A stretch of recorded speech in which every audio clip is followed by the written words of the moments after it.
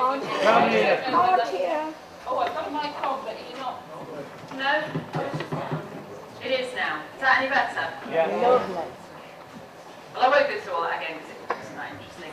But welcome, everybody, and welcome to Chester University. Did we forget that?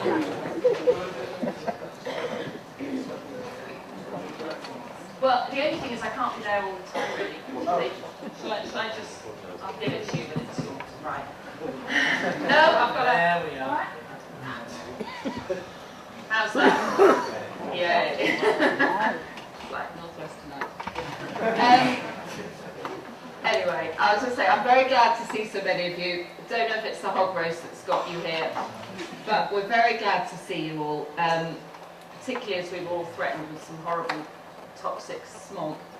I don't know if anybody was affected by that, were you? And apparently, I didn't see anything. It was a beautiful blue sky day today. But anyway, so it's great that you're all here. We have 4 candidates that are all standing for the Chester seat.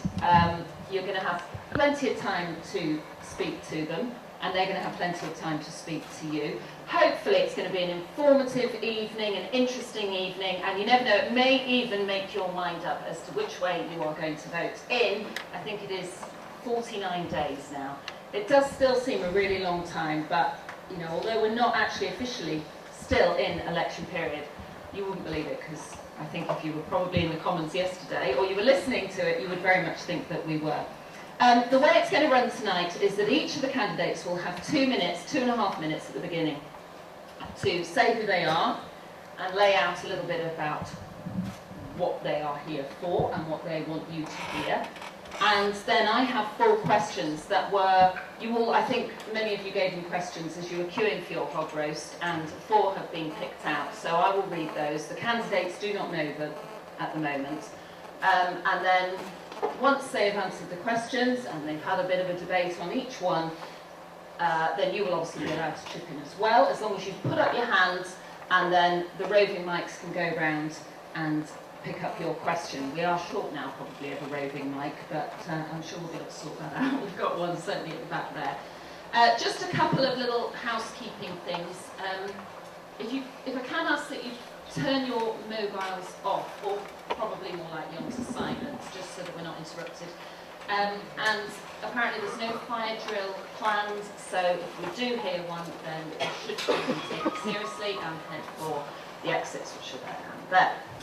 I think that's all I need to say. I will just quickly introduce the candidates, although they will do it themselves, of course. Anyway, we have, if we start this end, we've got Councillor Bob Thompson, who is representing the Liberal Democrats. Chris Matheson, for Labour. Stephen Mosley for the Conservatives. And at the end, Stephen Ingram for UKIP. So I'm going to ask, as I said, each one to just talk for a couple of minutes. I'm going to be reasonably strict, just so that the evening does skip along quite quickly. I'm going to start with Stephen Mosley, who's the sitting MP. And so, yeah. Well, thank you, and good evening. I'm Stephen Mosley, and as I've been introduced as, I'm a sitting Member of Parliament for the City of Chester. I was first elected to Parliament in 2010. Before that, I've had quite a long, varied career. My first job after leaving school was as a bin man. My next job was actually working as a childcare assistant, and then I got a graduate job after university working for IBM, and most of my career was then in computers. I set up my own business, and whilst I was doing that, I got involved in local politics here in Chester. I was elected onto Chester City Council in 2000, and I spent 9 years on the City Council before being elected as a Member of Parliament. So I've got a long record of working in business, but also giving my time, giving my efforts for the good of the people in Chester through public service. Whilst I've been elected as a Member of Parliament, I've been one of the most active Members of Parliament in Parliament. If you look at the independent rating websites that exist, I saw one that came out a couple of weeks ago, Rate Your MP, or RateMyMP.com it's called.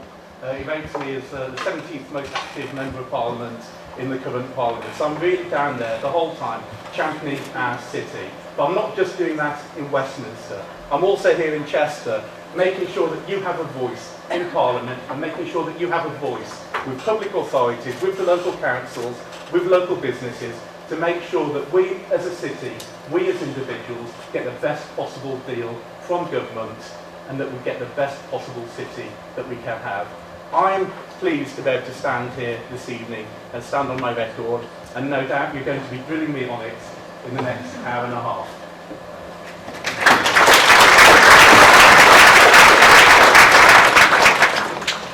Right, if I'll now introduce Chris Matheson from Labour. Thank you. Good evening. Hog roast. My name's Chris Matheson. I live in Hoole. I grew up in a village just the other side of Frodsham, in rural Cheshire. So this is the area where I grew up and where I feel I belong. And my aim is to create a Britain which is fairer and because of that stronger. And so to create a Chester which is fairer and stronger. Because at the moment the current system isn't working for ordinary people. We've broken the link between hard work and fair reward. We've broken the link between the idea that we'll pass on to the next generation a better deal than we ourselves had in the previous generation. We've got a situation where nationally up to £1,600 a year, people are £1,600 a year worse off. In Chester, however, average wages since 2010 have been down £2,000 a year. And we've got a preposterous situation now where the local Marketing Cheshire organisation is actually advertising to businesses that they should come to Chester because they can get away with paying our people in Chester £2,000 a year less than other neighbouring cities and towns, as though somehow the people of Chester are now worth less than they were 5 years ago. It's a race to the bottom where wages are being forced down, living standards are being forced down. You can't get a house or rent a property or buy a property unless you've got a huge either a trust fund or some kind of huge amount of savings. So people are being forced out of the housing market. There's no stability. We've got across the country 1.9 million 0 hours contracts where people have no idea from one day to the next, from 1 week to the next, how many hours they're going to be working and how much money they're bringing in. The system simply isn't working, and the prosperity is being sucked out of our city and sucked out of our nation.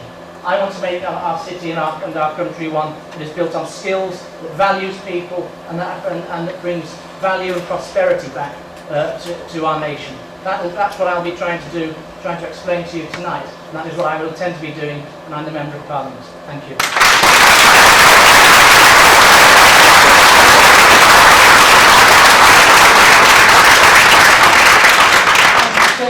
Bob Thompson, Liberal Members.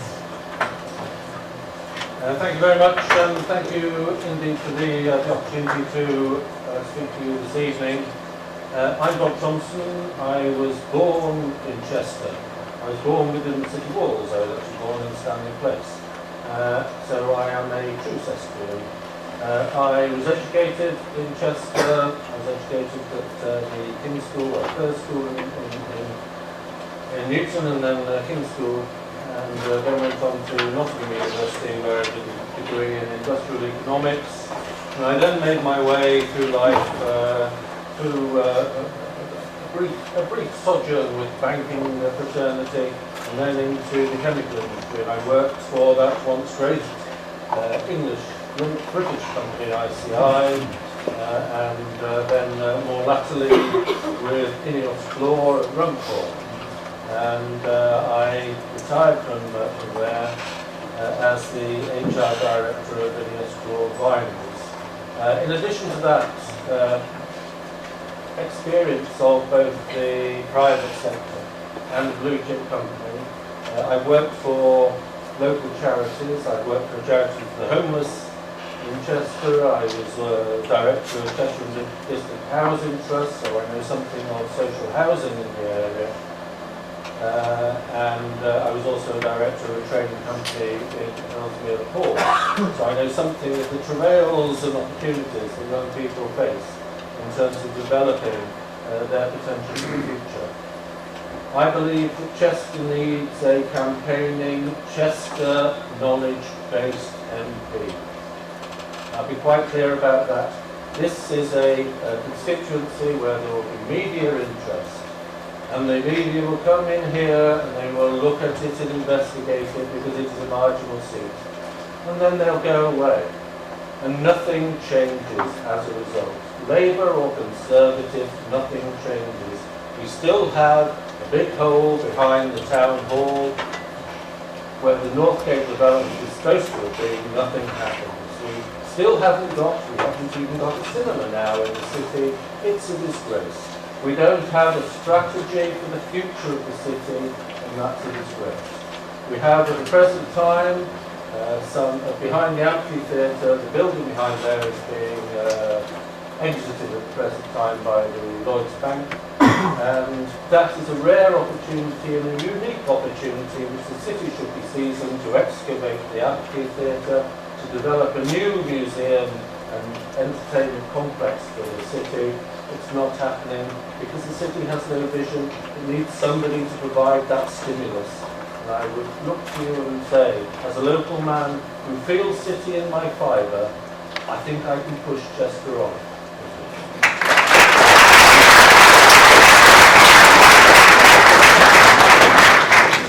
Okay, let's hear now from Stephen Ingram from UKIP.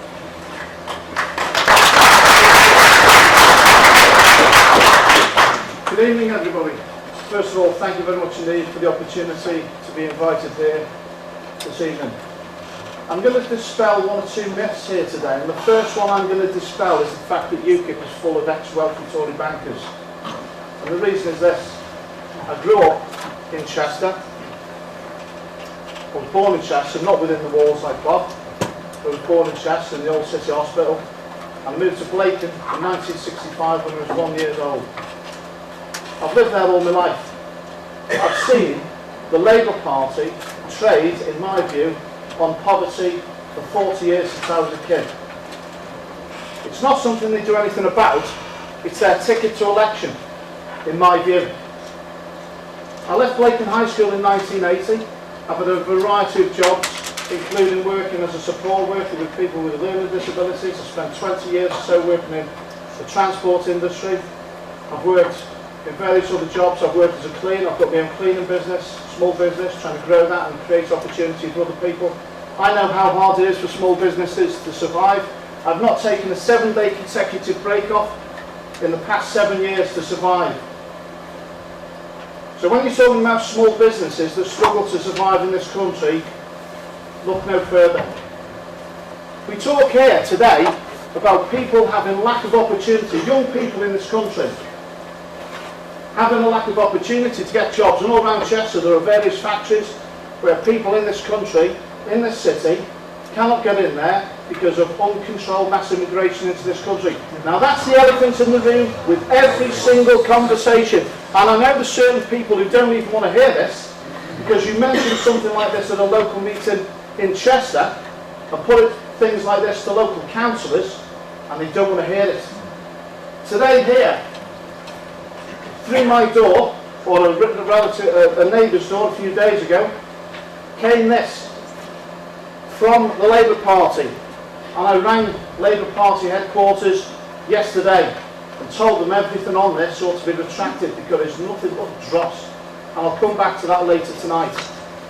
There are young people in this city cannot access social housing, they cannot access jobs, and there's a problem in Chester. There's a major problem in this city because there is currently a public-private partnership between the council and the social housing provider, whereby assets are going to be transferred, and there are people in the area of Blacon who've been asking questions on this for a good period of time. And do you know what? I dare anybody to ask a question to a Labour councillor in the area of Blacon and expect to get an answer. One of the reasons I decided to get involved in local politics, and there's a councillor sat at the back here tonight smiling and smirking away, and I'm so pleased he's here tonight, because tonight may be a very interesting meeting indeed. I will not attend public meetings in the area that I've attended and lived in that area for 40 years and be told, you can't ask this, you can't ask that, you're a bit of a problem. No chance. My country is built on freedom, democracy, free speech. I'm sorry to interrupt, and but I'm going to have to speed you up a bit. And accountability from politicians, and the system is no longer working for the people or representing the people in this country. We do not have a voice. We have here today 3 political parties, part of a political set that support the European Union and our membership of it, and we would like to get out of this European Union and rebuild this country as a free, independent, well-created, free-speaking nation. Thank you very much indeed.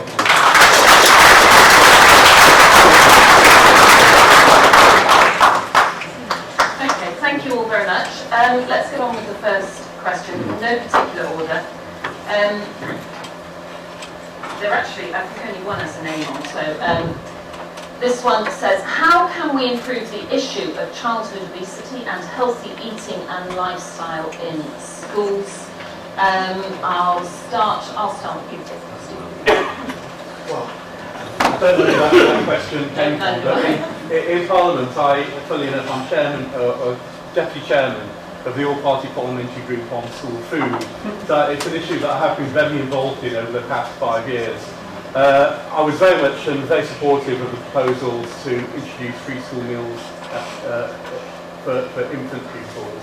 It is really important that all children have access to good quality meals, and for many children the only time that happens is when they're at school at lunch. And actually it's not just children from deprived backgrounds that have this problem. I know myself as a father of 2 children who's got a wife who works. We're always dashing backwards and forwards after school, taking the kids to hockey or to cricket or to football or wherever it might be. And the number of times my own children just get a sandwich in the back of the car, dashing from one meeting to the next. At least you know if they've had a good school meal, they've had that quality hot meal which sets them up for the day, sets them up for the working day, and actually teaches them the importance of good quality food. So as the Vice Chairman of the All-Party Parliamentary Group on School Food, it's something I have been very involved in down in Westminster, and I'm very proud of what this government has achieved by introducing free school meals for infant pupils.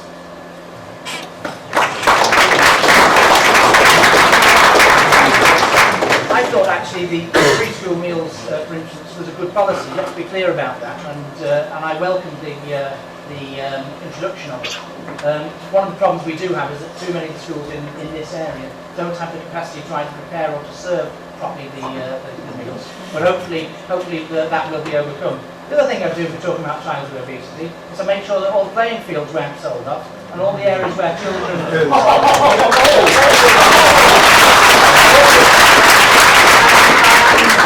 and youth centres where children are able to go out and play are actually kept open rather than closed through a whole series of cuts, swinging local council cuts. So there's actually something for children to do in the evening to keep them active, as well as having the playing fields for the schools as well.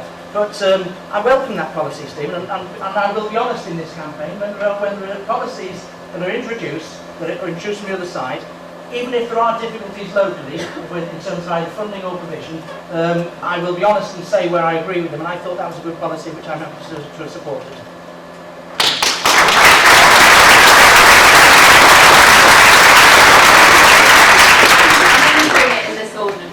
With, I will mix it up a little bit. I was going to come to you, Councillor Thompson, in a moment. I was just going to say, if you want to stay seated at this point, I think you probably can, because I think you can interject at any point if you wish to as well.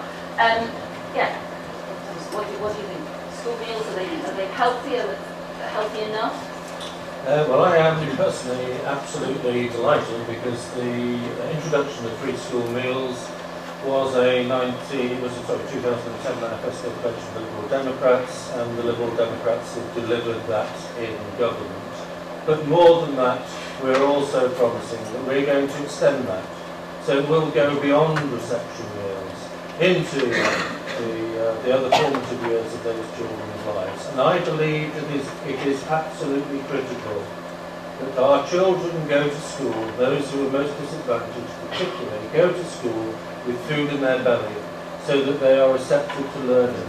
Because as a nation, what we have to do is to prepare tomorrow's adults and tomorrow's wage earners. And we must give them the best opportunity that we can. Providing a free school meal for the most disadvantaged is one part of that plan. but also from the Liberal Democrat perspective, we've also brought in coalition with Conservatives, the pupil premium. And that's a beautiful policy. What it means is that we can tailor and target resource to our young children to give them equal opportunity to exploit their potential. And that to me is most critical, most valid, and possibly the most important thing this coalition government will ever achieve. Because we're investing in our youth, we're investing in our society for tomorrow, and I personally am immensely proud of that achievement. In terms of obesity, what we need is a more rigorous campaign in terms of monitoring not just the social, not just the economic health of the young people coming through society, but what we also need to do is to make sure we have a health regime which matches and monitors our young people so that we can pick up early the signs of fragmented families, of obesity, of issues, and they can be addressed on a collaborative part so that we give everybody the opportunity to exploit their potential. Stronger society tomorrow, invest in the youth today.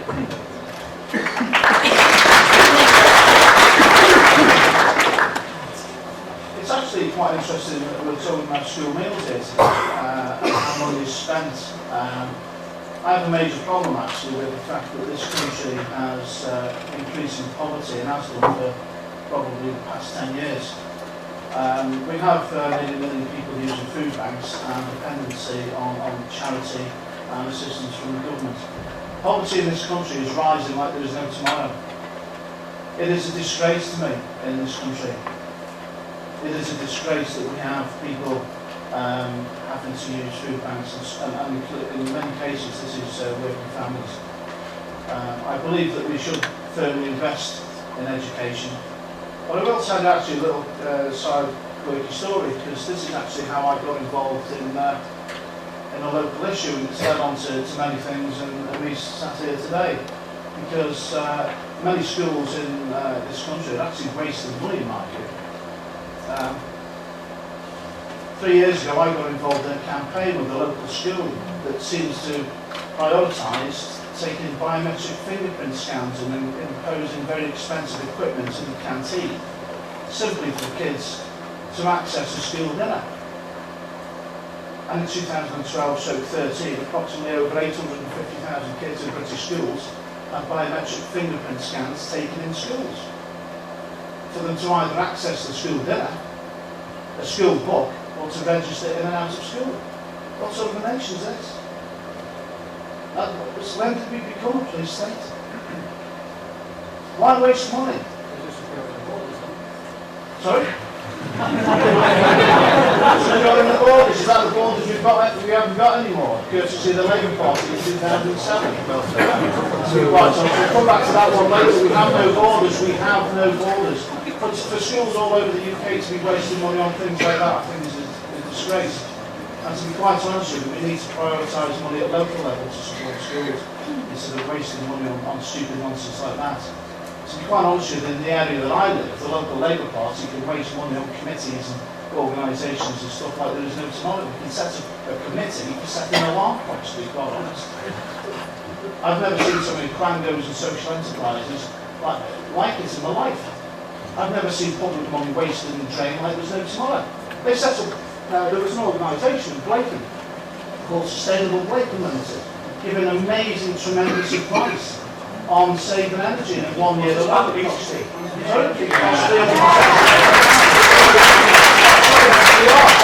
are talking about obesity, but it's linked to the wasting of public money and prioritising money to make sure that the important things are funded, instead of wasting money the way the Labour Party in Chester has done for decades. But Stephen, as they just said, what the specific question was, what would you do to improve the issue of childhood obesity and healthy eating and lifestyle in schools? And protect the open spaces which in Chester are currently under threat all over the place with this public-private partnership of asset transfer. In Blacon, one of the school fields has already gone with a whopping 3-storey development placed upon it.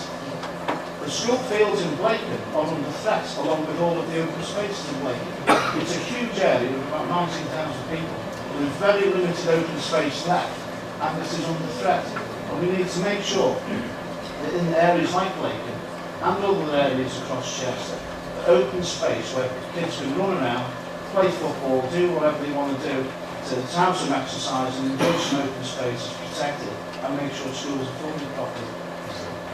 Well, you see, we're on about Labour in Blacon. Number one, it was Labour that opposed the student village development in Blacon. There's a huge amount of green belt just there. Secondly, Labour's just got the, the Jubilee award to preserve the local playing fields in Blacon. That was Labour councillors who achieved that. Right. Labour councillors and local residents working together that have achieved, that led the opposition to the council's granting of the permission to Planning Commission to build on all of the university's playing fields. I don't remember UKIP doing anything about that. It was Labour councillors and local residents that were doing it. Just 1 second.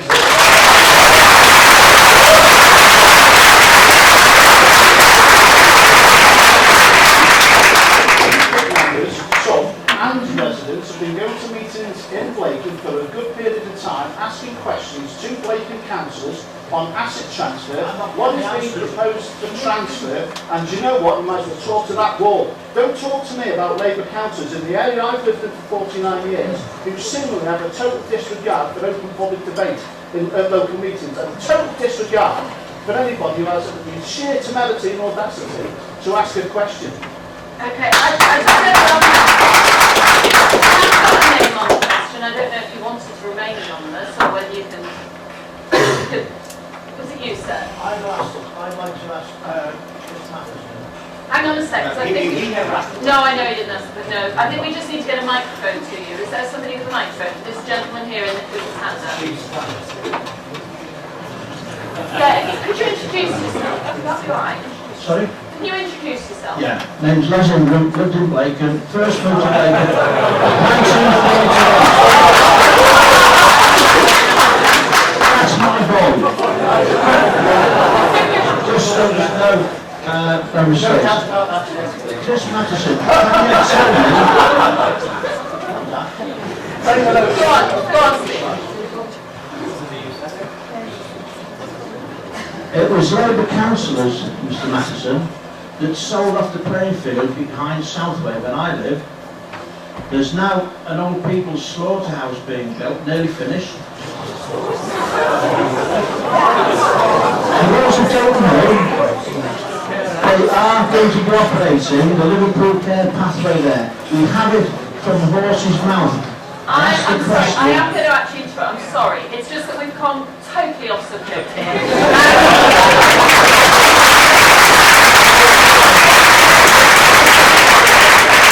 Okay, you're happy to answer, but then we will move on because we're going to... In respect to that particular development, the local Labour councillors opposed it. The planning There's one of them there, and the other ones at the back, Reginald Jones, right? They were the proposers of it. behind Southway. So don't, sorry? The new building just behind Southway. Yeah. Yeah, absolutely. It was built on a school playing field, so that negates everything you said, doesn't it? No, it doesn't. It absolutely doesn't. Most of the school playing fields were sold off during the previous Tory government. Number one. But I told you 3 or 2 examples from the last couple of years where Labour representatives and members of the local community working together, perhaps not yourself, but other members of the Blacon community, because there are other members of the Blacon community, have worked together.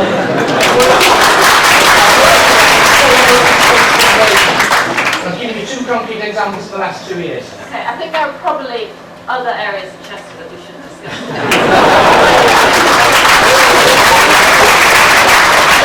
Anybody wants to speak about childhood obesity? Or shall we move on? We'll move on. Okay. Right.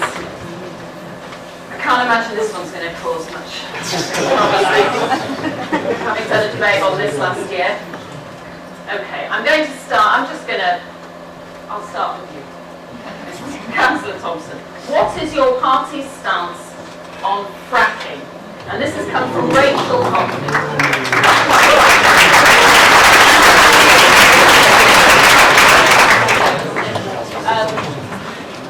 So it is very It is very relevant to this constituency. How long have I got for this? I'll tell you when. Not very long. Right. My view on fracking is I am a sceptic. I don't believe that taking fossil fuels out of the earth is actually in the long-term interest of our economy. What I believe is that as an economy which needs to build a sustainable future, then actually it needs to be investing in renewable energy. And what I believe, and what my party, the Liberal Democrats, are doing in government, having created a Green Investment Bank, and having also developed the Regional Development Fund, have made substantial investment in green technology. Now, that to me is the way forward. Fracking and the extraction of whether it be coal, methane or not, to me is a concern and a worry. It's a concern because if we go for fracking, we're digging 2 miles down, that's essentially what it does, and you're bringing out fracked gas. And to me, that's a fix. We may have some short-term gain from the economy in terms of cheaper energy, but actually it's a fix. It won't sustain the economy into the long term. And I'm interested in where the economy is going to be in 20, 30, 40 years' time, and it's not with the extraction of fossil fuel. I am convinced on that, and I worry that fracking will actually stop or halt or postpone investment in renewable energy. And I think that's a worry that we should all have, because to me, and we only have to look at the competition. Look at Germany. Germany are targeted to be renewable energy dependent by 2030. And we are 15 years behind them now. It's not going to happen, you know. So we have to take some significant steps. And what we have to do is accelerate investment in renewables to ensure that we close that gap on the best of the West, which in our terms in Europe is Germany in terms of their energy policy, and we need to beat the best of the rest, accelerate beyond them, and we must achieve that by 2030. At our current rate, we're not going to do that. Fracking is a fix, and we need to put it to one side.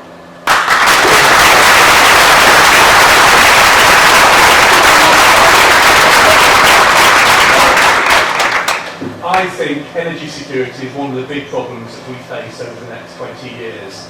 There is a solution, but it's not just one solution. The solution has to be that we have a balanced source of energy supply in the future. That includes renewables, it includes gas, it includes nuclear power, it includes wind power, it includes a wide range of energy sources.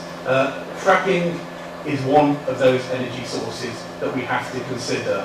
But it should only be done if it's safe, if it can be verified that it's safe, and proved that it's safe, and then if it can be done so, I think a lot of the problems that people highlight are not insurmountable. Now, I know, and actually politicians in Westminster, we had the opportunity about a month ago to vote on the infrastructure bill. Now, the infrastructure bill put in controls and put in the safety measures that are necessary to allow fracking to occur in a safe manner. When we were down in Westminster, every single political party voted to support that bill. The Lib Dems voted to support that bill. Labour voted to support that bill. To be honest, I don't know what the UKIP two MPs did, but they probably had different opinions. So are you in favour? And I voted in favour of that bill. And I think that the measures that are being put in place will allow it to be done safely. But I think it's critical that people realise that what we don't want are politicians who say one thing in the constituency and then vote totally different down in London. It's conning people, and I think that's wrong. So you When would it be in comes favour to of fracking it Chester- up? When it comes to Chester, the licence for Upton was granted in 2008 by the last Labour government, and I think it's disgraceful that that licence was granted without any public consultation, any public awareness at all. If you want to do something, you should have the guts to stand up for your beliefs and ask people and tell people and ask them for their views. I've been quite clear. I think what happened in 2008, what the Labour Party did, was disgraceful. I've said that if there are any proposals for fracking in Chester, at the moment there aren't. I will make sure that there's a full consultation, that everybody's aware, that people have the opportunity. You granted an Ellesmere Port, which But- is a fracking production licence, CPA. But this is, It's not true. I think everybody should have the opportunity to have their say, and then it should be done in a transparent manner that people can understand. The decision to grant exploratory licences by the Labour Party in 2008 was done behind everybody's back. They ignored the local people, and I think that is totally wrong.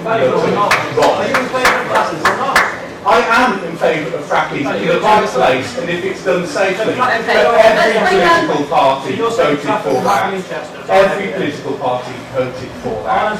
Our MP said you're in favour of fracking in Chester. No, well, it would depend what proposals are put forward. I have got no objections to fracking being done in the right place and being done safely. Okay, it's got to be in the right place and it's got to be safe. So, fracking was all Labour's fault. I simply asked the question, what is the point of having a Conservative government for the last 5 years? They have all of the environmental and seismic and engineering constraints and checks and balances were submitted by the Labour Party. I have to tell you, I've got my own views on this, which take the policy a little bit further. And I'm agreeing a lot more with Bob. I don't think fracking is safe. I think that it is being pushed forward on the basis of what is the interest of the energy industry rather than energy consumers. And if you're asking for my evidence of that, simply look no further than that leaked memo from George Osborne from a couple of months ago that went round to every single member of the cabinet and said that you must give to Cllr, big fracking company, not round here but another one, you must give to Cllr whatever Cllr requires of your department at the moment to push forward fracking. It is an agenda that supports big energy companies and does not support either energy consumers or the environmental concerns. Let me be clear, it was a leaked memo that was in lots of the newspapers. It was a leaked memo that the government has not denied, so it was a memo by Okay. Now, I'm not sure. I'm not at all comfortable with the environmental damage that fracking will cause. I don't think that nearly enough studies have been undertaken yet. But we do know that there have been clusters of ill health in areas around Texas and in Australia where fracking is taking place. Fracking might work well in big and wide open spaces of Texas or the Australian outback. It won't work well in top quality farmland that we have in Cheshire. And I don't want Cheshire farmland, where I grew up, being industrialised. We know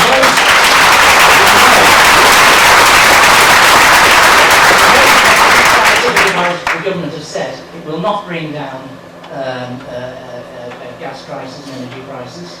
And quite frankly, I don't trust energy companies to not put energy and environmental safety before profits. Every time they've been given the chance to not to put their prices up in the last 5 years, they put them up 8, 9, 10% of the time. If they can make a profit, they will do, and that's the same with fracking. And finally, and Bob, you hinted at this, there has to be at some point a stop on our absolute reliance on fossil fuels. And we saw it in Chester with flooding on the Dee Valley. We saw it even worse with flooding on the Severn Valley last year. And of course, it was the Environment Agency that got the blame, but the real issue was the global warming. We know that in the last 10 years, in the last 10 years, 5 of the hottest years ever have taken place in those last 10 years. So global warming is a reality. We have to take action now to stop it. And a continuing reliance on fossil fuels and fracking in order to placate some large global energy companies ain't the way to stop it. So, no, I'm not in favour of fracking, and I'll be saying that here, and I'll be saying it in Westminster.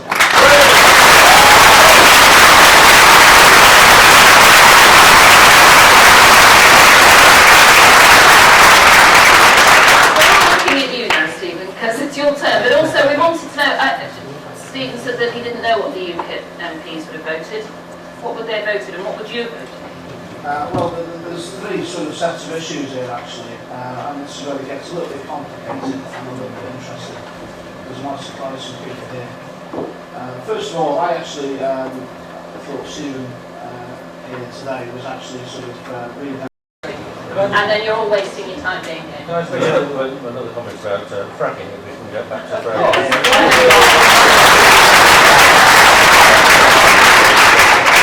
I think I've made my personal position very clear on the subject, but I think in terms of an objective view of it, I think there are three measures that need to be looked at. One is the operational capability, and actually in the UK, I think we're pretty good at operational capability. It's pretty well regulated, and I think we're pretty safe. We don't have too many incidents in the petrochemical and chemical industry. I'm biased in the chemical industry, so I think we're okay on that front. The impact on the community, because in order to transport all that sand, water to the place of the extraction, requires significant infrastructure investment, and that has significant impact on community, and that has to be very carefully scrutinised. And as Chris mentioned, the UK is not America. We don't have the wide open tracts, and that is a real concern.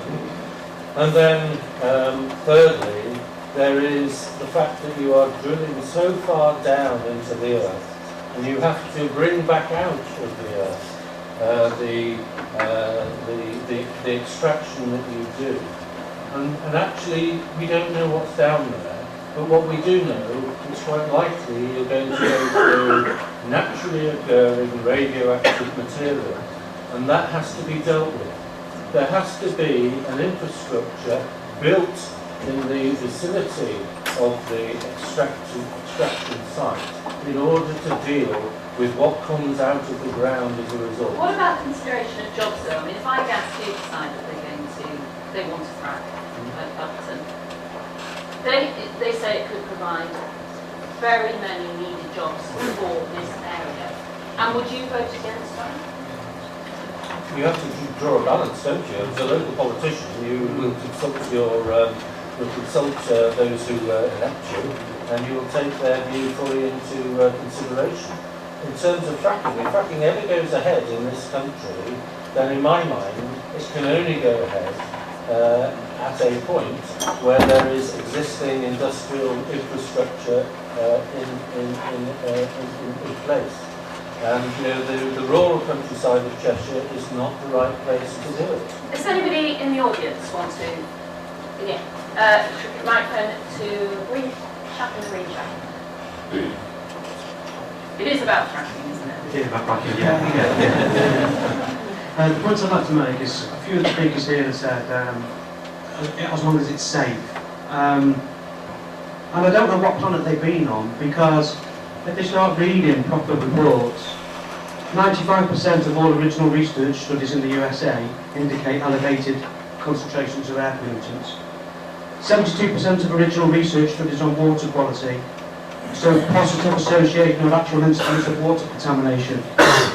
Also, there's been loads of work done by the UN, and they put out a warning in 2012 saying that it's actually, you cannot regulate this industry. There will always be leaks.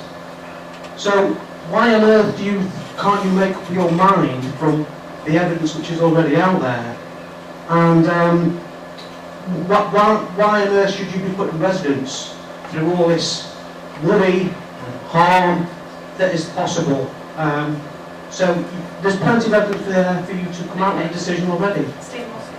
Yeah, I'll come to you in a second. Before there are any licences, or before anyone can start granting, anyone can start fracking, there has to be quite a complicated and long-winded process that they need to go through. First of all, they need a licence issued from the Department for Energy and Climate Change. At the moment, there have been no licences granted in Chester for fracking.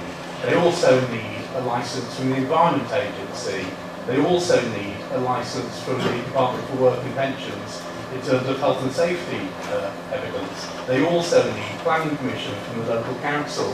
As a Member of Parliament, we set the legislative framework that allows those decisions to be made.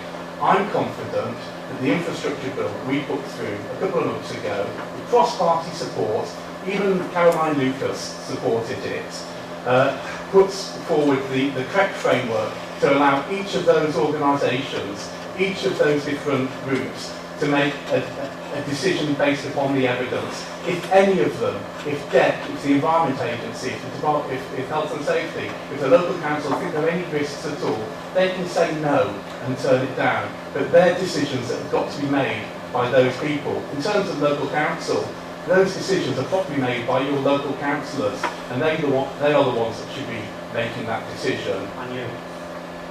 No, as a Member of Parliament, we set the legislative framework. Now, I'm confident the legislative framework that has been set is the right one to make sure that each of those organisations can do its job and make a decision on whether A, it's the right place, and B, whether what's being proposed is safe.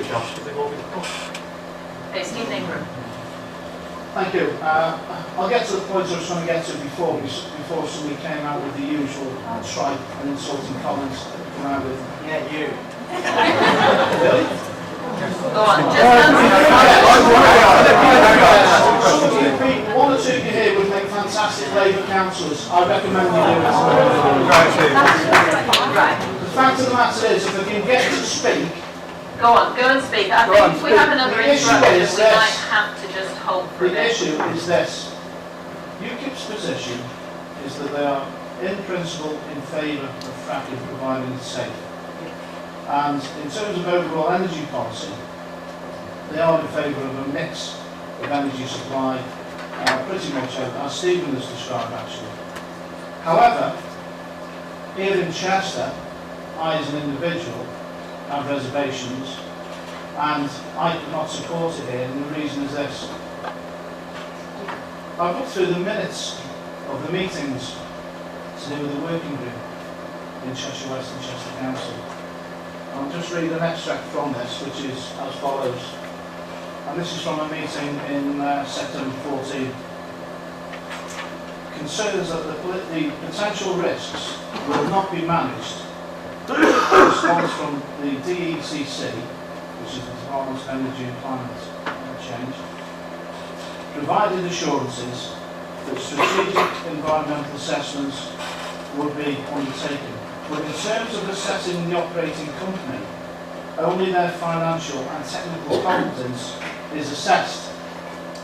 You go on to say, members raise concerns that the credibility of companies to operate sites is largely based on the company details, financial details of the company's house.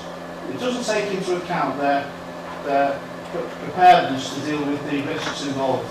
Only the financial status of the companies is being taken into consideration, and on that basis, against UKIP policy, I couldn't support it. Now, I do have reservations, and I echo Stephen Mosley's comments, which we should have a huge debate on this.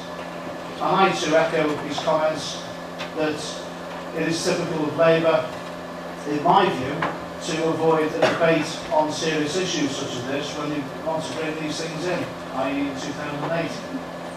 I think it's a huge issue and it needs massive debate, and I am not prepared to support it at this point.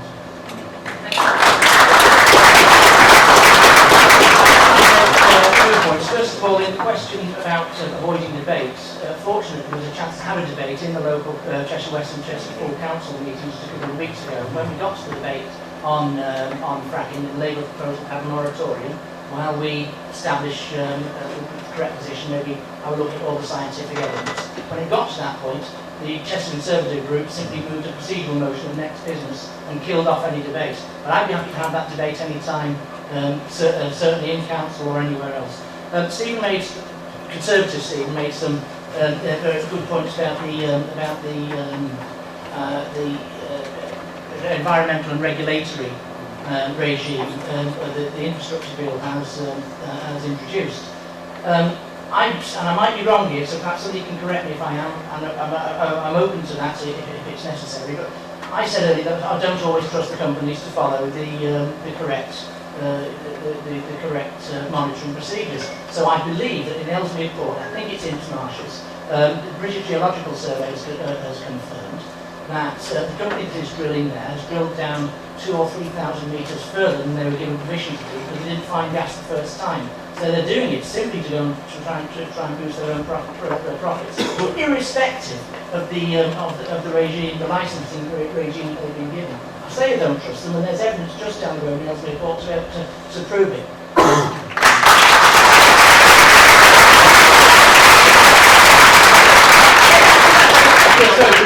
Well, if they didn't find gas, that proves that the exploration process was worthwhile, because at least it means they've been there, they haven't found gas, and they can make everyone believe in the local area that there isn't an issue.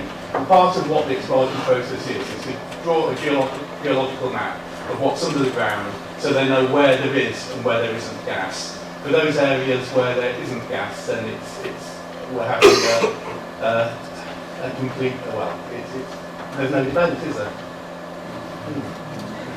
Okay, thank you very much. I will move on with the next question, which I'm afraid I'm really having struggles with reading and writing.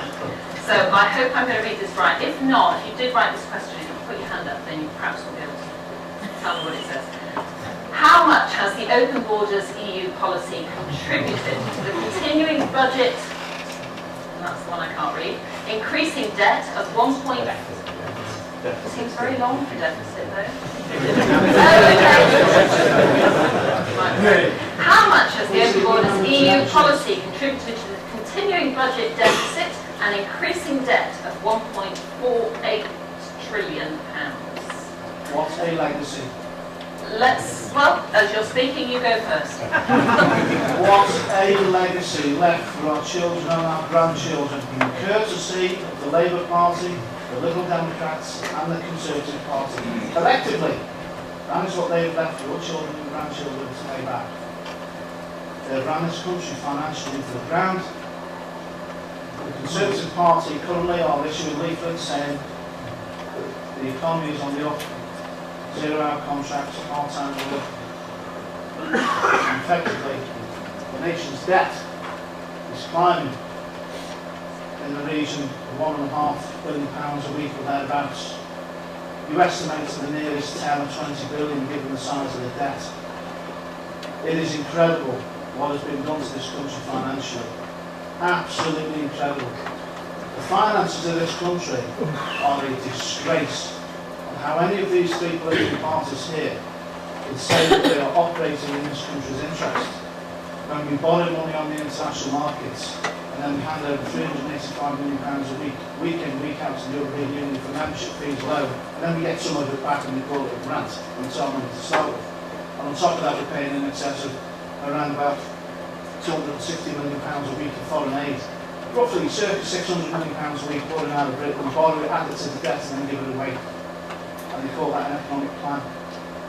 Absolutely incredible. We're borrowing money to the hilt, and yet in Blacon, in Leitch, in various parts of Chester, all over this area that people can't afford to live. And please don't sniggle under your breath when I say that, because you're racking me off. Poverty. Who are you accusing of sniffing under the breath? Poverty is no laughing matter in this country. People's lives are being ruined. And the debt of this country, I'm sorry, it's mind-blowing. Absolutely mind-blowing.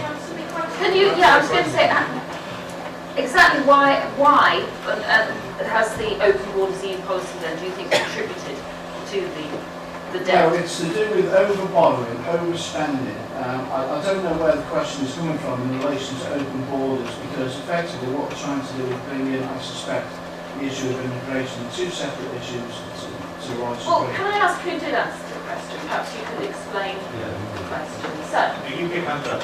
okay, well then, so he asked the question. Perhaps you could just explain then to your candidate. Can you hear me?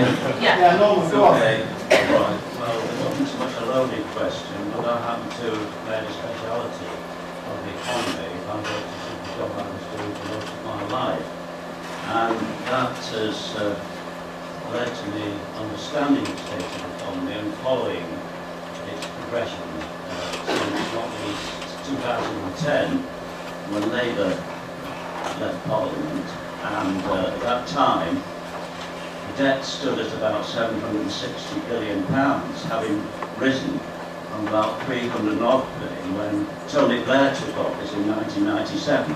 So that was more than double then, and since 2010 it's increased simply to the present level of £1.48 trillion, which But I think we're still not getting to the crux of this question. I mean, what is the open borders EU policy? yes, well, Point to it's a question of how has the debt been allowed to rise from that 780 billion pounds in 2010 to what it is today, more than double what it was when Labour left office.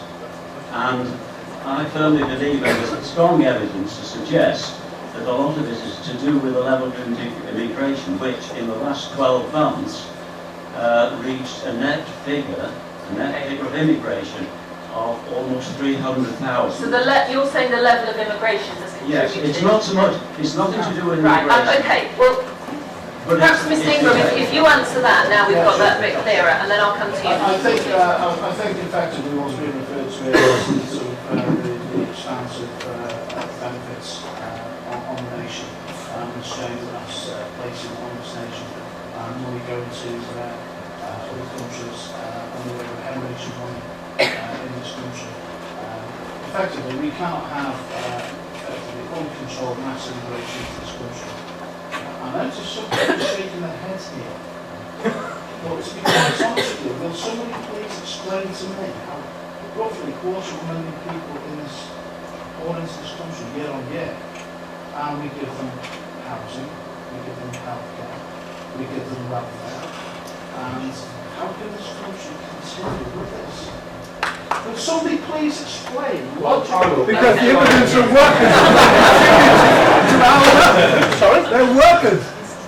I've met you before. Go on, let's come on. In the United Kingdom, we're a wealthy country, and actually, because of that, we have an ageing population. People are living longer, we've got more retired people, and we're having families that are smaller from generation to generation. And actually, we're getting to the stage where there aren't enough young people, aren't enough people of working age in this country in order to support the large number of elderly people we have, and to support the public services that we all need. If we want this economy to grow, we have to get new skills. And I myself have got no problems with skilled individuals coming to this country to work from Europe. I think they add a huge deal to our economy, and I think we should welcome them with open arms.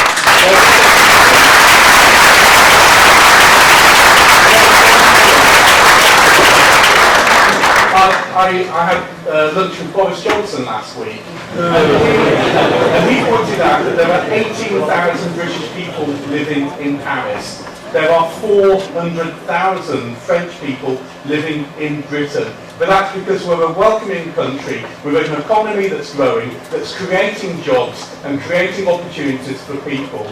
I think we should be proud of that. Moving on to the other issue, which I didn't see the connection between immigration and the deficit, but I do have a bit more sympathy with that part of the question. The country cannot go on spending more money than it earns. If we want to make sure that we've got opportunities and jobs available for people in the future, we have to get our deficits under control. We have to reduce government spending, we have to reduce government borrowing, and we have to reduce taxes to allow individuals to keep more of their own money and then invest it. Invest it in new companies, invest it in new infrastructure, invest it in new factories, invest it in new jobs. It's only by doing that that we will create the wealth for the future generation, and it's only by creating that wealth that we'll raise the money to pay taxes, to pay for the public services that we all enjoy. In 2010, we were borrowing more as a country than countries like Greece. We've all seen what's happened to Greece since then, and we've all seen what's happened to the UK, the fastest growing economy in the Western world. We've created more jobs in the Northwest than the whole of France last year. We've created more jobs in the UK than the rest of the EU. By getting our deficits under control, we can create the wealth and prosperity for future generations. We have got we have got a question on the economy coming up, so perhaps, Ms. Matheson, if I can ask you then to answer the question the gentleman did ask, which was how much has the open borders EU policy contributed to the continuing budget deficit? Well, with the greatest respect to the person who asked the question, the idea that a bunch of Polish fruit pickers and chicken cookers are responsible for the mess that the economy is in is absolutely preposterous. We are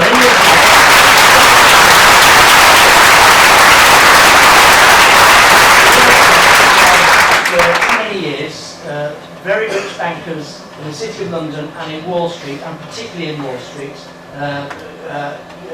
played casino capitalism effectively, and in particular got us in the mess of the subprime mortgage market in the United States. They collapsed the economy in the United States, the banking sector in the United States. We were too reliant on the banking sector in this country, so we suffered a lot more than those.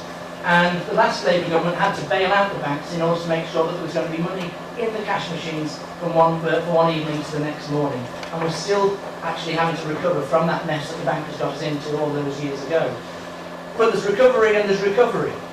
And one of the reasons that the debt that we are still in this mess is because the current government has completely failed in its promise to eradicate the deficit by the end of the Parliament. In fact, they only just about halved it, and they've only achieved that because they tweaked the definition of what half the deficit actually is. In fact, they borrowed more in this Parliament than not only the previous Labour government, but every single Labour government that's ever been. And in fact, until 2008, I think when the gentleman was speaking, I'm sorry sir, I can't see it. I think when the gentleman was speaking, he said that the overall Labour borrowing of the 97 to 2010 government was extremely high. Actually, the government debt was falling under Labour until 2008.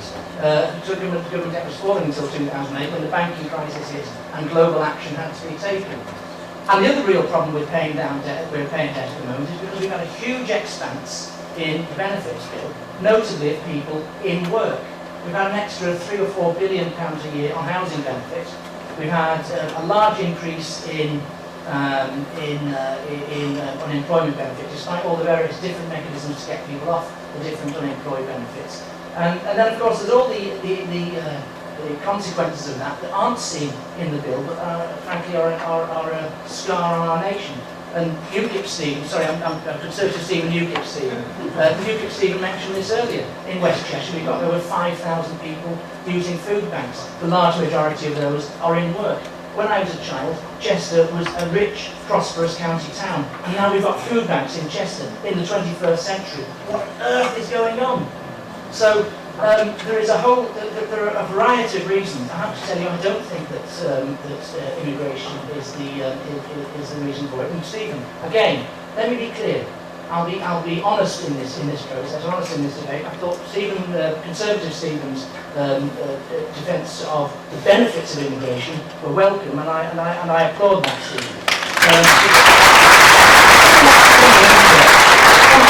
And pay taxes, let them do it. There's only one problem with that, and that is when they are exploited by employers who don't want to pay the going rate and who use immigrant labour and exploit immigrant labour in order to drive down wages in a race to the bottom for everyone. And that's one of the reasons why one of Labour's policies will be to stop these employment agencies from only advertising jobs abroad and effectively only opening them up to immigrant labour so they can force down wages for everyone else and at the same time exploit the immigrants themselves. But I have to say I can't accept the premise of the question.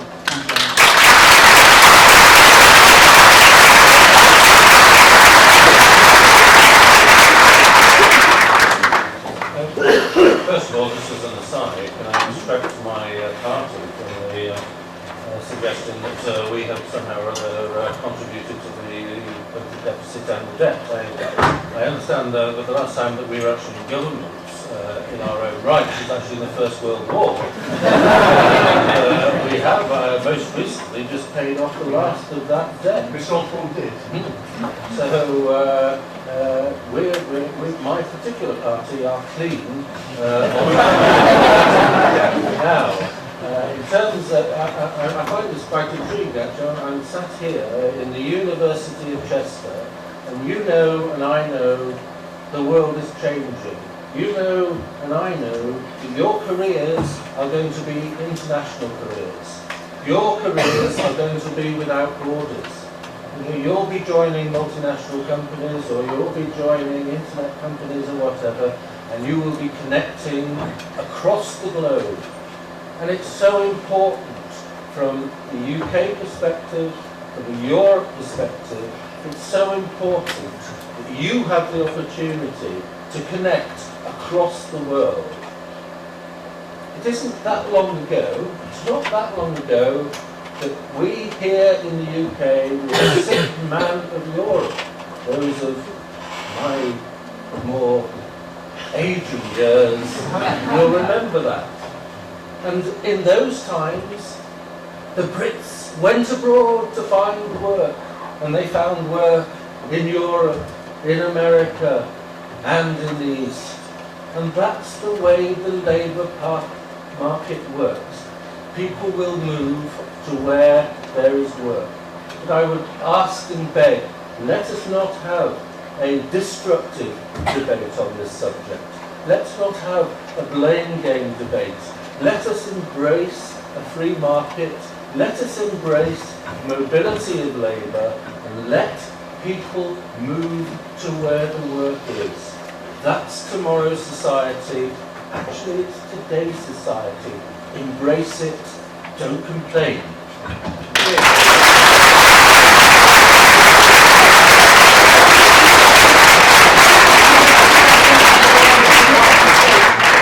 Embrace it. You couldn't be forgiven for thinking that the three political parties sat to my right are indeed all one party. Could you? What's the difference? Because we can't honestly talk about they are actually all the same party, and I'll tell you why. They all support being in the European Union. Bob's party does not want to have a referendum on the EU issue, unless any further powers have been given away from this country. I don't know what's actually left. We have no real control over this country, or government of it anymore. To be quite honest, the truth from them, there's very little control of this country now. It takes place from Westminster.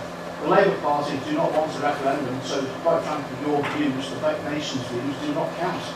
And from the Conservative Party, we were promised a cast iron guarantee referendum during the course of this Parliament, not in 2017, if there were the next general election. To be quite honest with you, this European issue, control of our borders, and immigration, and control of our fishing, our farming, and everything else, is something that the British people want to have. They want that debate, they want the right to speak on that issue. And to be quite frank, we're the only political party that's standing up for this country and the British people. Our sovereignty has been given away by all of these political parties. And I'm actually ashamed completely of what they have done collectively to this country. Last year, it was the 100th anniversary since the start of World War I, where nearly 1 million people paid with their lives to defend our freedom, our sovereignty, our free speech, and our independent nation status. And as yet, politicians from these parties, armed with nothing more than a pen, have sat behind desks and signed treaties and given this country away. What a betrayal of the memory of those people who paid with their lives. What an absolute betrayal. And if anybody... I think actually have some of the audience now. It's absolutely appalling. Okay, you've had your hand up for a really long time. Have we got a microphone here at the front? Right at the front. You can. You're quite near, actually. Yeah. Mr. Thompson, you gave some really good comments there about how the world will be entering into this sort of very international game. Sorry, I can't shout as loud as I thought. Mr. Thompson made some really good comments about how the world of work that we'll be entering into, it's not the world of work that we'll be entering into will be a global one. But recently, in the government, in Parliament, I would say there was the anti-modern slavery bill was rejected. So what I wanted to ask is sort of, is the experience of students sort of migrating into this global world of work, how does it differ from the migrants coming in from abroad that are facing a world of work that actually is quite restrictive and quite abusive and quite dominating? Shouldn't we actually be working towards possibly equaling out the experience of people in this globalised world rather than sort of picking fights and things like that? Well, I agree with that. I think from the UK economy point of view, at this point in time, remember, at this point in time, we've not been as strong in the past as we are recovering at the present time. But at this point in time, then, actually we have the opportunity to influence. We are a respected nation at the present time. The other countries of Europe actually are looking to us and learning from us. So we have the opportunity to perhaps punch a little bit above our weight, which perhaps we have not done in most recent years. And that is on the back of a recovering economy. And if we can establish that status, if we can establish that influence, then actually we can encourage those other nations to adopt better standards, whether it be around mobility of labour, whether it be about employment conditions. But we can have a real say in the influence of that. I would suggest to you we can actually play a lead part within the European community actually to deliver that. And to me that is very important. And we should seize the moment now while we have the wind behind us.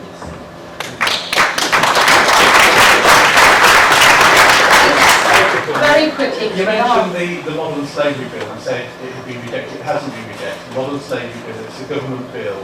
It's been through the House of Commons. It went to the House of Lords, so about 100 odd amendments made it to the House of Lords. It came back to the House of Commons. I think the House of Commons accepted 99 of those 100, and there was one which we rejected and sent back to the House of Lords. So the House of Lords will then be making a decision, might have made a decision today, and if they've made any changes, it'll come back to the House of Commons. But the bill has been supported, but on a cross-party basis. It's just one of the amendments which was rejected by the House of Commons earlier this week. My apologies, I might have misread it in the Guardian, or the Guardian's misreporting it. The Guardian's trying to give it away. Do you want to come back very quickly? Because we've got one more question and we are actually already overrunning. I just want to come back on something that UKIP Stephen said about a million deaths being a betrayal. I think the real betrayal would have been if we hadn't learned from the war and the Second World War. The fact that we're able to sit down with our European partners in the same room, that we're able to trade with them, and that we're able to resolve our differences in a civilised way.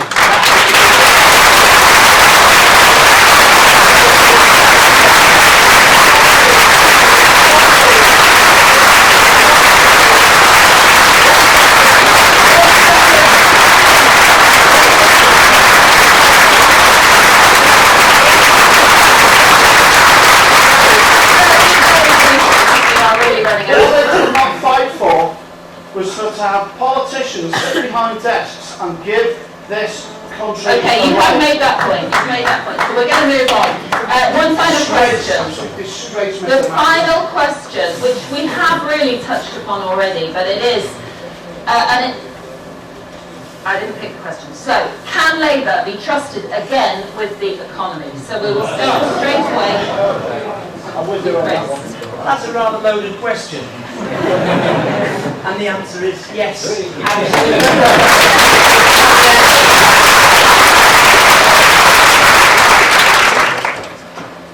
We had record investment in public services. We had a debt that was being paid down. In the last century, since the First World War, the 7 years when most debt was paid off, the national debt was under a Labour government, and of the following 7 years, 4 of those were when Labour had paid off most debt. We had record levels of employment. real jobs, by the way, not temporary, agency, short-term, part-time, and certainly not zero-hours jobs. We've got almost 2 million of them now. We had a huge crisis to deal with when the banks collapsed the world economy, and we dealt with it. And love him or loathe him, it was Gordon Brown that led the world response to that crisis. And by the time that Labour was leaving leaving office, the economy was growing at about 2.5% a year, and we've not had that kind of growth since until very recently, because the economy has been completely fattened by the Conservative and Lib Dem coalition. Okay, I'm going to be really brief on all of these. Okay. If you can all answer briefly, I'm going to come to you next, Stephen, because I'm guessing you're going to say that Labour left I us. think he's viewing history with very rose-tinted glasses, to be honest. In 2010, this country was borrowing £150 billion a year. £4, well, for every £4 we spent in public expenditure, £1 was borrowed. We were in a real mess. We're in a worse state than Greece. What the government's achieved, turning around the economy, reducing the deficit, increasing the number of people in work. They said it couldn't be done. If you remember the first budget after the General Election, Ed Miliband, Ed Balls, they stood up, I think it was Harry Harman actually, wasn't it, replying to the budget debate then, but she turned around and she said, this Tory budget will lead to 1 million job losses. What's the reality? We've seen 2.3 million jobs created. In this city, when I was first elected as MP, there were 610 people under the age of 25 out of work. Now there are less than 100. There are over 2,000 people out of work. Now the latest figures that came out this week are around about the 600 mark. We are seeing the benefits, but it is a long and hard and tricky process. It's not been easy, but we are getting there, and I think the worst thing that we could do at the moment is to give the keys back to the people who crashed the car in the first place.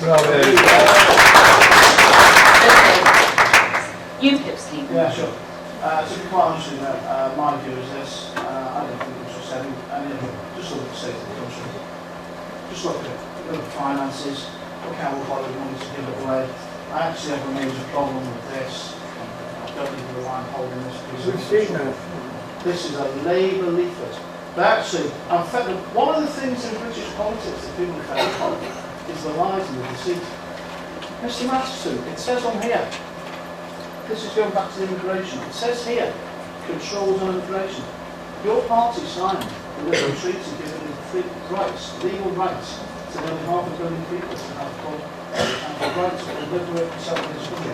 No British Prime Minister can control immigration from the European Union. That is a fact. That is Stick to the economy. Incorrect. Your party, just 1 second. Your party, if it gets in, to be honest with you, I dread what will happen to this country, its finances and everything else. You talk about the NHS, you privatise that and everything else, and you blame everybody else. You tell everybody we're going to privatise the NHS, the economy. We want to invest our money in this country to rebuild the education system, invest in the health service, create jobs for young people, raise the taxation levels, and put British jobs, dare I say it, because this is where it gets interesting, and prioritise British jobs for British workers. That was a Gordon Brown phrase, and now basically, because we say it, we get accused of all sorts of things. We're the only political party that's prepared to stand up and have the guts and the backbone to say what needs to be done for this country and its future and for the future of generations moving forward. Thank you.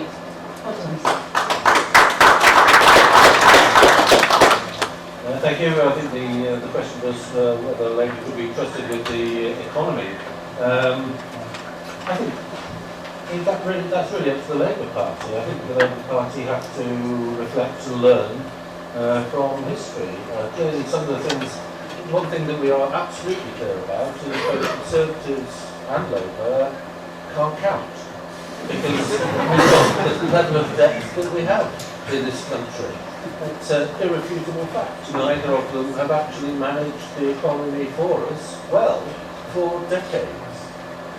Deregulation of the banks and failure to regulate the banks is a fundamental problem which one can lay at both their doors. and has opened the door to the problems of 2008. So it really is up to the Labour Party. They have brains within their party. I'm sure that they can turn it round, but they must reflect, they must learn from the errors of the past. What we are clear about is that with the Lib Dems in government, we're building a new economy. 2 million apprentices, we're taking people out of the take-paying tax at all. 26 million people in this country are paying less tax than has previously been the case. 1 million have been taken out of tax altogether. That's the way to build a strong economy. We're investing in science and technology where Britain can make a real difference. Go for the Lib Dems, ignore the rest. Okay. We are overrunning. Hang on, wait till you get a microphone. No, sorry, here in the picture. Hi, thanks very much. I'm very interested to hear what you said. What I have noticed is there seems to be a bromance going on between the three of you here, because you're agreeing on different things. What I would say to the Liberal is, why are students labouring with so much debt? Why? And also, the banks are now taking that student debt into consideration when they go to buy homes. I think you can discuss that very briefly, because I think we need to try and stick to topic just so that we can get through to the end. But if you want to ask us specifically about students, because I know we do have a lot on here tonight. I'm perfectly happy to discuss about students. When we came into the coalition government, there was a report which was prepared by Jack Cllr, who many in this room might be familiar with, and his recommendation was that the student tuition fee should go up to £9,000. The Conservatives are quite happy to apply that. You might also, of course, recognise that actually it was a Labour government who introduced tuition fees, said they wouldn't increase them, but did. And we were faced with a situation in coalition where you... I think should we maybe do away with our last 2 minutes where you're summing up? And should we just end with this comment on the police? Because we're going to overrun. Okay. So we'll just go along the line. So if we start with you, Steve. Yeah, quite simply, we want to invest in the police and put people back on the police. It's as simple as that. We basically want to see people on the beat in local communities because they're disappearing. It goes back to the age-old issue of public money. What's happening to it, where it's going, instead of going abroad in other countries. We've got to invest in this country and protect frontline public services, because we are cutting every single service in this country, whether it be the NHS, council services, social care services, services for people with learning disabilities, the police, the lot. Every public service is being cut, and we just want to invest our own money in our own country instead of giving it away. That's actually what we've been doing. We scrapped the old committees around the police force and introduced a single democratic elected police commissioner here in Cheshire. We've reduced the amount of paperwork that police need to complete. We've freed up police time, so there are more police out on the street to do the job that we actually pay them to do. And the net effect of that is actually we've seen crime fall by 20% over the course of this government. Crime's been falling across Western Europe for the last 20 years, and the truth no, crime has been falling across Western Europe for the last 20 years. The truth is nobody knows quite why, and there's been various different explanations as to why it is. One thing I'm absolutely sure is not the reason is that we've got an elected police and crime commissioner that was only voted on by 11% of the population in Cheshire.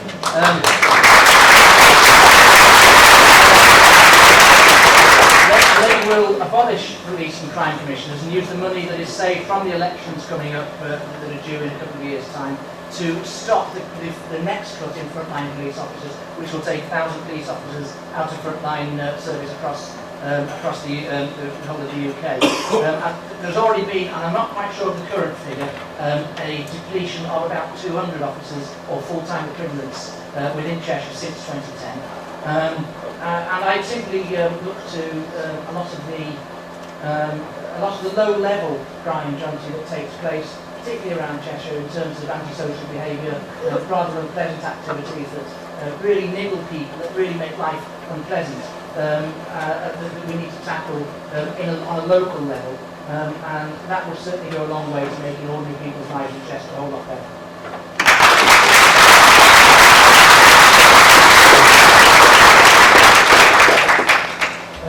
Crime's changing, isn't it? Local burglars and so on are on the decline. Car technology has improved and security systems with it, so the number of car thefts and so on has reduced. However, I think my concern is actually international crime, because that's the real threat. And I think what we have to do is we have to invest as a country in collaboration with our international partners, whether it's Europe, America, China, whoever, because we need to combat those people who work in the shadows and attack our country. And we need to invest in IT, and we need to actually, the police force in this country, and I think it's a shame, the morale has taken a beating because of various scandals and so on that have hit. And I think we need to actually invest in our police force. We need to bring that morale back up, and we need actually a collaborative approach to deal with international and cyber crime in the future. It might be an idea to check who you're letting into Britain in the first place. You don't want to hear it, some of you, but at the end of the day, you've no idea who's walking into this country. Tell that to some of the victims, and then tell me I'm wrong. All right. We have to end it there. I'm very sorry, because I know lots of you probably wanted to chip in. I know I did at times, but I think it's much better than the candidates. Lots to take in tonight. Thank you very much for contributing in the way you did, and your applause and so on. I'd also like to thank the Chester Student Union in this song. So I think we've done